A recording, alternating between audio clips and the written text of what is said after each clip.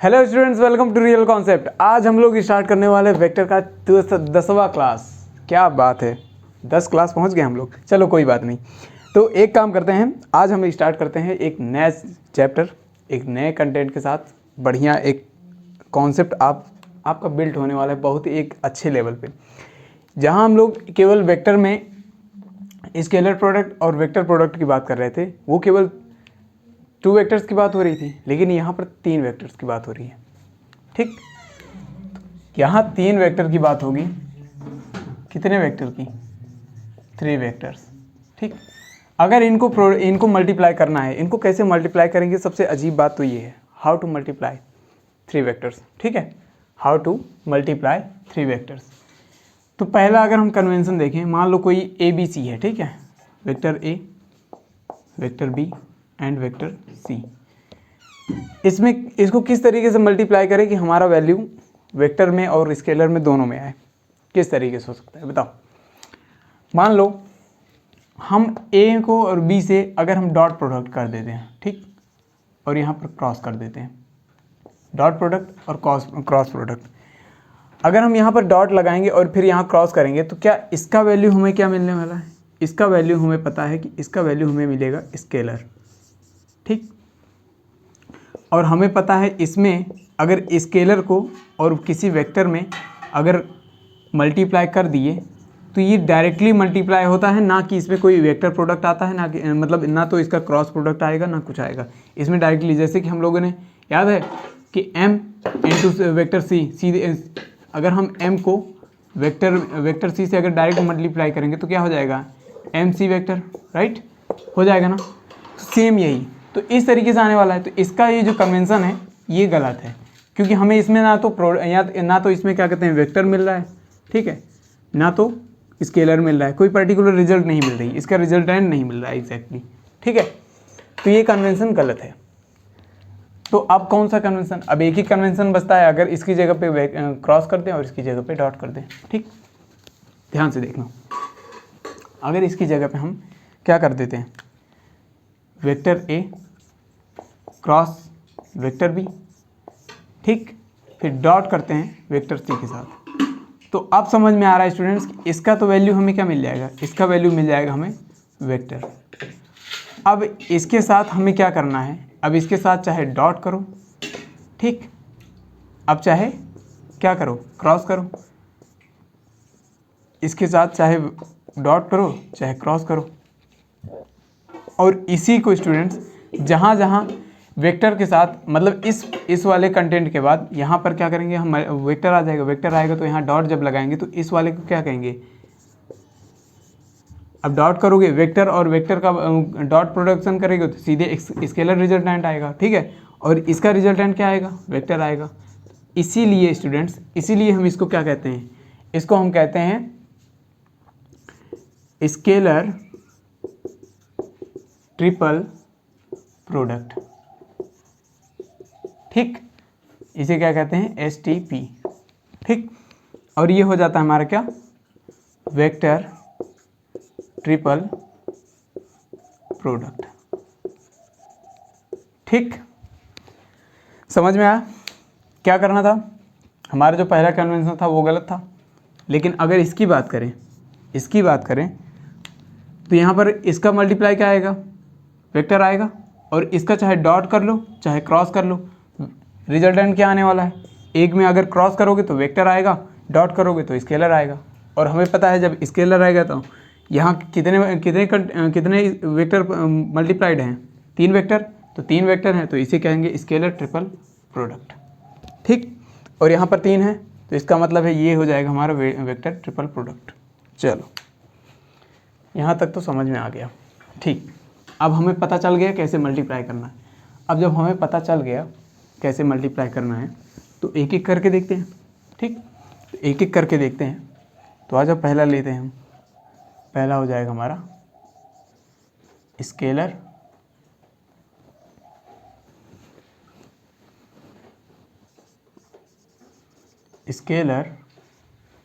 Triple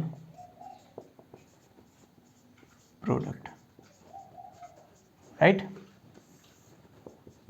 चलो तो ये हो गया हमारा स्केलर ट्रिपल प्रोडक्ट। तो अब इसके बारे में और भी बात करते हैं कि इसका डिटेल में और बात करते हैं। अगर मान लो इसका यहाँ पर एक और नाम दिया होता है, उसे हम क्या कहते हैं, इसका दूसरा नाम भी होता है, उसे कहते हैं हम box product.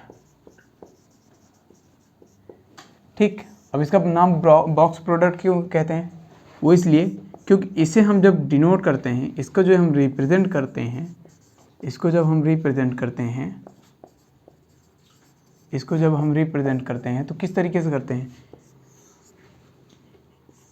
A, B and C एक बॉक्स में करते हैं, इस वजह से इसका नाम बॉक्स प्रोडक्ट भी कहलाता है। ठीक है, यहाँ तक तो समझ में आ गया। अब ये ट्रिपल प्रोडक्ट होता क्या है बेसिकली, ठीक है। तो मान लो कोई 3 वेक्टर है, ठीक है, 3 वेक्टर है।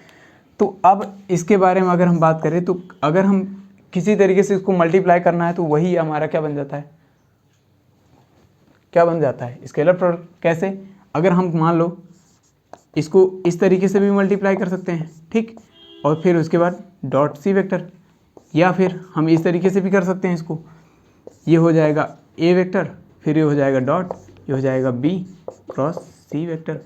ठीक, इस तरीके से भी कर सकते हैं, यानी कि इसके लगभग 6 कन्वेंशन बनते हैं स्टूडेंट, 6 कन्वेंशन। ठीक, इसके 6 बनते हैं कन्वेंशन, क्योंकि हम इसको 3 तरीके से लिखते हैं और इसको भी 3 तरीके से लिख सकते हैं, बिल्कुल।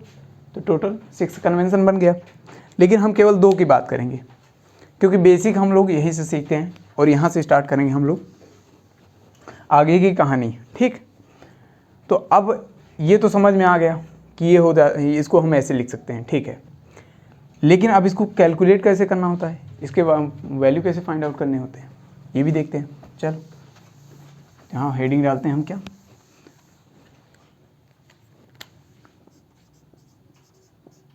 How to find value of STP। ठीक, चलो STP मान लो पहला कन्वेंशन ले लेते हैं, एक A dot B cross C। ठीक, मान लो एक कन्वेंशन लेके देखते हैं, ठीक है। इस कन्वेंशन को कैसे फाइंड आउट करना पड़ेगा, मान लो किसी वेक्टर A और वेक्टर B और वेक्टर C का कोई वैल्यू है। ठीक, ये हो गया हमारे पास वेक्टर A, वेक्टर B और वेक्टर C। लेट कर लेते हैं। ठीक, लेट में क्या करेंगे, A1 i cap plus A2 j cap plus A3 k cap. फिर ये हो गया हमारा B1 i cap plus B2 j cap plus B3 k cap. ठीक, उसके बाद हम बात करेंगे C1 i cap plus C2 j cap plus C3 k cap. ठीक, ये 3 आपके पास वेक्टर हैं। तो अगर हम इसको मल्टीप्लाई करें तो किस तरीके से करेंगे, पहले हमें क्या करना होगा, क्रॉस, क्योंकि ब्रैकेट वाला पहले सॉल्व करते हैं, राइट। तो चलो, तो हम एक काम करते हैं, vector B cross vector C। अगर हम इसको सॉल्व करें तो कैसे करेंगे, हमें पता है इसके लिए हमें किसका यूज़ करते हैं, हम डिटर्मिनेंट का यूज़ करते हैं। तो किस तरीके से करेंगे, i कैप j कैप और k कैप। फिर उसके बाद इसके B और C के जितने भी कोएफिशिएंट हैं उसको उठा के वहाँ रख दो। ये हो जाएगा हमारा क्या, ये हो जाएगा B1 B2 B3, ठीक, C1 C2 एंड C3। चलो, अगर हम इसको अब सॉल्व करें तो क्या आ जाएगा, हमारा भी इसका रिजल्ट क्या आएगा, वेक्टर में आएगा। ठीक है, तो वेक्टर में आएगा तो इसको कैलकुलेट करो, ये हो जाएगा हमारा क्या, B2 C3 minus C2 B3। ठीक, उसके बाद फिर माइनस j कैप, इसके बाद फिर क्या हो जाएगा, इस वाले कॉलम को छोड़ो, इस वाले रो को छोड़ो, क्या हो जाएगा, B1 C3 minus C1 B3। चलो, उसके बाद प्लस k कैप। अब इसके बाद k को देखो, k का कॉलम छोड़ो और k का रो छोड़ो, क्या हो जाता है हमारा, ये क्रॉस मल्टीप्लाई करो, क्या हो जाएगा, B1 C2 minus C1 B2, right. ये हो गया हमारे पास इसका प्रोडक्ट। ठीक, अब ये तो हमें पता चल गया, चलो यहाँ तक तो ठीक था, यहाँ तक समझ में आ रहा है। अब हमें इसका वैल्यू केवल मिला है ना, अब इसको मल्टीप्लाई करेंगे। अब इसको मल्टीप्लाई करेंगे तो कैसे करेंगे सर, इसी में इसी को मल्टीप्लाई करते थे डायरेक्ट। कैसे, क्या हो जाएगा, वेक्टर ए का वैल्यू क्या है, ये है हमारा A1 i कैप, ठीक, फिर उसके बाद plus A2 j cap plus A3 k cap, ये हो गया एक। फिर इसका डॉट प्रोडक्ट ये हो जाएगा हमारा, इसका डॉट प्रोडक्ट ये हो जाएगा हमारा क्या, B2 C3 minus C2 B3 i cap minus B1 C3 minus C1 B3 bracket में, फिर उसके बाद j कैप, ठीक, फिर प्लस ये हो गया हमारा क्या, B1 C2 minus C1 B2, फिर उसके बाद ये हो गया हमारा k कैप। अब इसका डॉट प्रोडक्ट क्या होगा स्टूडेंट्स, हमें पता है i का i से मल्टीप्लाई, j का j से मल्टीप्लाई और k का k से मल्टीप्लाई। डायरेक्ट मल्टीप्लाई करोगे तो ये हो जाएगा हमारा क्या, i हमें पता है कि i square plus j square plus k, मतलब i square is equal to j square is equal to k square, ये तीनों वैल्यू क्या हो जाएंगे, एक आ जाएंगे। तो जब तीनों वैल्यू एक आ जाएंगे तो हम सीधे सीधे इसको क्या लिख सकते हैं, इस तरीके से हम क्या करेंगे, A1 को बाहर ले लिखते हैं, ठीक है, ब्रैकेट में क्या हो जाएगा हमारा, ब्रैकेट में हो जाएगा B2 C3 minus C2 B3, ठीक, फिर ये हो जाएगा माइनस A2 ब्रैकेट में, फिर ये हो जाएगा B1 C3 minus C1 B3, ठीक, फिर उसके बाद ये हो जाएगा प्लस A3, फिर ये हो जाएगा हमारा क्या, B1 C2 minus C1 B2, ठीक, यहाँ तक तो समझ में आ गया होगा। तो अब बताओ स्टूडेंट्स, ये बताओ कभी हम लोग इसके पहले डिटर्मिनेंट को सॉल्व किए थे, ठीक, तो डिटर्मिनेंट को जब सॉल्व किए थे तो क्या सेकंड वाला पोर्शन जो मतलब हम एक्सपैंड किए तो एक्सपैंड में ये वाला पोर्शन नहीं आया था एक बार, याद है, जहाँ हम लोगों ने केवल इसकी जगह पे A1 A2 और A3 लिया था। क्या यही जगह अगर हम इसको उठा के A1 और A2 और A3 को सीधे उठा के यहाँ रख दें तो यही वाला कन्वेंशन सीधे नहीं आ जाएगा। जब ये वाला आ जाएगा तो क्या हम इसको डायरेक्टली ऐसे नहीं लिख सकते कि डायरेक्टली हमारा कुछ और नहीं बन रहा है, एक डिटर्मिनेंट बन रहा है जो जिसमें हमारा 9 एलिमेंट होंगे, जिसमें से A1 यहाँ पर होगा, यहाँ पर A1, यहाँ पर A2 और यहाँ पर A3 हो जाएगा। तो यही वाला टोटल बन के आ जाएगा आपका डिटर्मिनेंट। तो फाइनली हमें ये पता चल रहा है कि अगर हम इस वैल्यू को हम सॉल्व करें तो डायरेक्टली कुछ और नहीं यही वाला आंसर आ रहा है, मतलब इसी को हम लोग इसको सॉल्व करने के बाद ये वाला आ रहा है। तो हम डायरेक्टली इसकी जगह पे हम इसको सीधे ऐसे डायरेक्टली फार्मूले नहीं लिख सकते, सीधा हम फार्मूला बना लेते हैं डायरेक्ट। क्या होता है हमारा फार्मूला, ये हो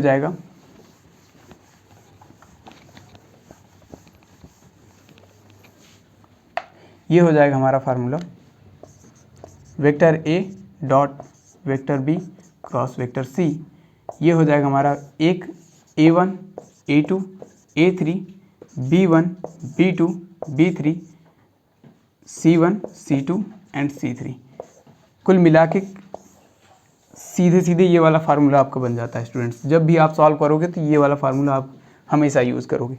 याद है हम लोग जब को प्लानर वाला फार्मूला यूज़ किए थे, जहाँ हम लोग को प्लानर कर रहे थे कि हाँ 3 वेक्टर्स हैं, वो तीनों को प्लानर हैं, तो वहाँ पर भी इसी तरीके से हम लोगों ने क्वेश्चन को सॉल्व किया था। तो चलो इसी बेसिस पे हम देख लेते हैं एक एग्जांपल, ठीक है। ये हो गया आपका फार्मूला, इसको याद कर लेना, ठीक है। याद क्या करना है, सीधे सीधे आपको समझ में आ गया होगा कैसे करना था, ठीक है। सारी चीज़ें हम समझ गए थे। तो चलो आपको 3 वेक्टर गिवन होंगे क्वेश्चन में हमेशा। क्वेश्चन नंबर 1 बात करते हैं। क्वेश्चन नंबर 1 क्या कह रहा है हमारा, क्वेश्चन नंबर 1 कह रहा है कि find the value of ABC, find the value of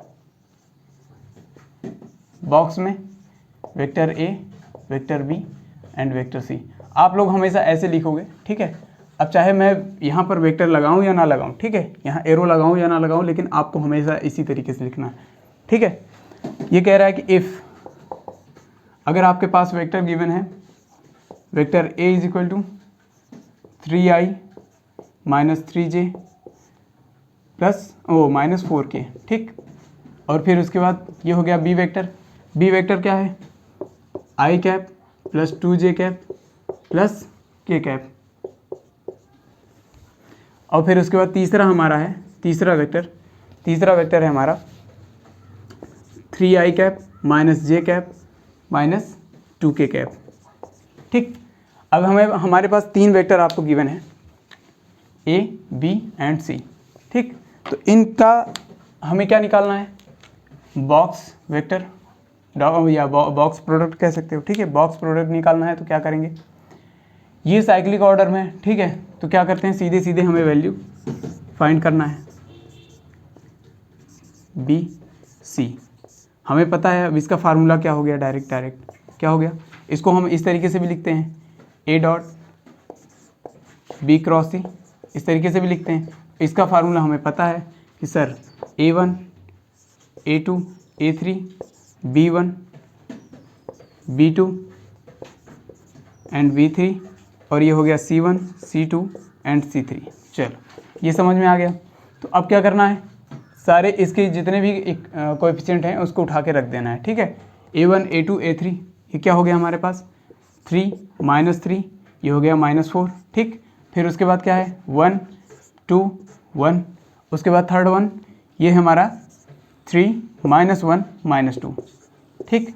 अब इसको सॉल्व करो स्टूडेंट्स, जब इसको सॉल्व करोगे तो हमारा क्या आ जाएगा, हमारा कुछ और नहीं, ये सीधे सीधे आंसर आ जाएगा इसका, ठीक है।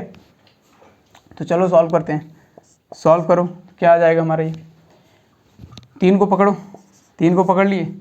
अब इसका रो छोड़ो और इसका कॉलम छोड़ो, क्रॉस मल्टीप्लाई करो, ये हो जाएगा -4,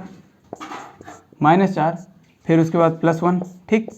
फिर उसके बाद हमारे पास क्या बचा +3, ठीक। ब्रैकेट में इस वाले कॉलम को छोड़ो, इस वाले रो को छोड़ो, क्या हो जाएगा -2, ये हो जाएगा -3, ठीक। फिर उसके बाद -4, ये क्या हो जाएगा, इस वाले कॉलम को छोड़ो, इस वाले रो को छोड़ो, ठीक है।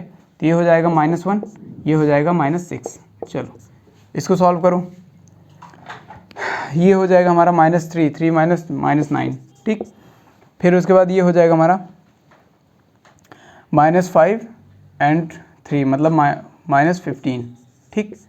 अब ये हो जाएगा हमारा 7, फिर उसके बाद +28।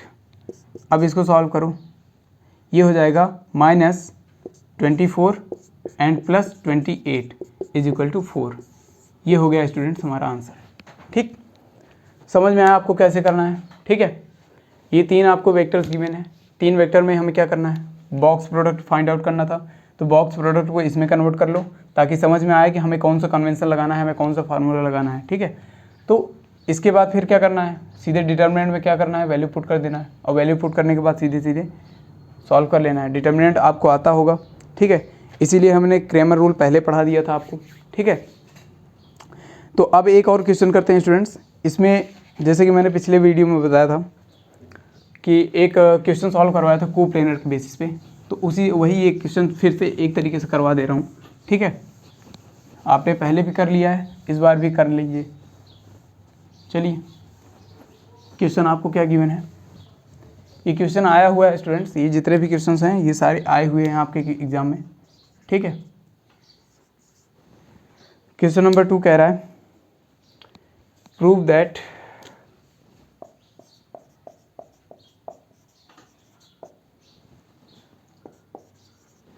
द वेक्टर्स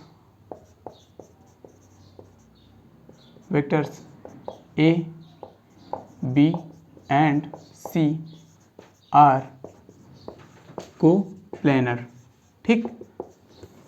हमें ये प्रूव करना है कि ABC तीनों क्या है, कोप्लेनर हैं। तो हमें पता होना चाहिए कि ABC के है क्या, ठीक है। ये तीनों वेक्टर हमें गिवन होंगे, तो तीनों वेक्टर हमें गिवन है, तो ये क्या है हमारे -2i cap -2j cap +4k cap, ठीक। सेकेंड वन ये हमारा -2i कैप, फिर उसके बाद 4j कैप, फिर ये हो जाएगा हमारे -2 कैप, ठीक। थर्ड वन ये हो जाएगा -4i कैप -2j कैप, फिर उसके बाद हमारे पास है -2 के गैप। ठीक, अब हमें 3 वेक्टर गिवन है और हमें क्या फाइंड आउट करना है, हमें फाइंड आउट करना है कि ए बी सी तीनों कोप्लेनर है कि नहीं।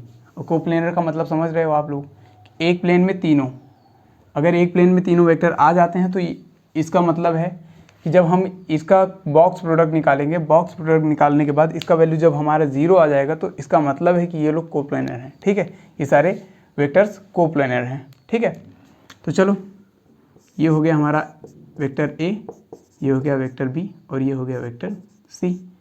ठीक,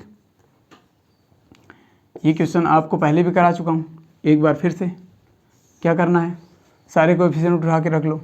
ये हो जाएगा -2, ये हो गया -2, ये 4, फिर उसके बाद -2 4 -2, फिर 4 -2 -2। ठीक, अब इसको सॉल्व करो स्टूडेंट्स। अब जब इसको सॉल्व करोगे तो क्या आ जाएगा, -2 ले लो, फिर ये आ जाएगा -8, ये हो गया +4 यानी कि यहाँ पर आ गया -4। ठीक, ये हो गया माइनस यानी +2, ब्रैकेट में क्या हो जाएगा, इस वाले कॉलम को छोड़ो, इस वाले रो को छोड़ो, ये हो जाएगा क्या 4 + 8। ठीक, ये हो गया हमारे पास 4 + 4, ब्रैकेट में क्या आ जाएगा हमारे पास, ये आ जाएगा 4 - 16। ठीक, अब इसको सॉल्व करो,